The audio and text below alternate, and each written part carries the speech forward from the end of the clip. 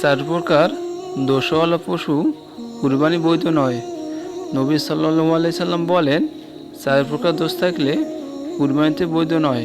যেমন স্পষ্ট টেরা, স্পষ্ট রোগা, স্পষ্ট খোরা, অতি দুর্বল। আবু দাউদ হাদিস নং 802, তিরমিজি হাদিস নং 1497, নাসাই হাদিস নং 4369।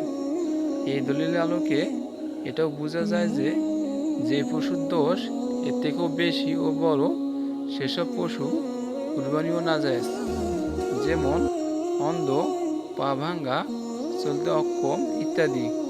উপরোক্ত দলিলের আলোকে এটাও বোঝা যায় যে বর্ণিত দোষ থেকে নিম্ন পর্যায়ের দোষ থাকলে তা কুরবানির বৈধ কিন্তু উত্তম নয়। যেমন কান কাটা, শিং ভাঙ্গা, লেজ কাটা, চামড়া কাটা পশু এমন দোষ থাকলে তা কুরবানিতে মাকরুহ। এরপরও অনেককে দেখা যায় কিছু মানুষ স্পষ্ট খোরা বা একেবারে বয়স্ক পশু কুরবানির জন্য খারিদ করেছে।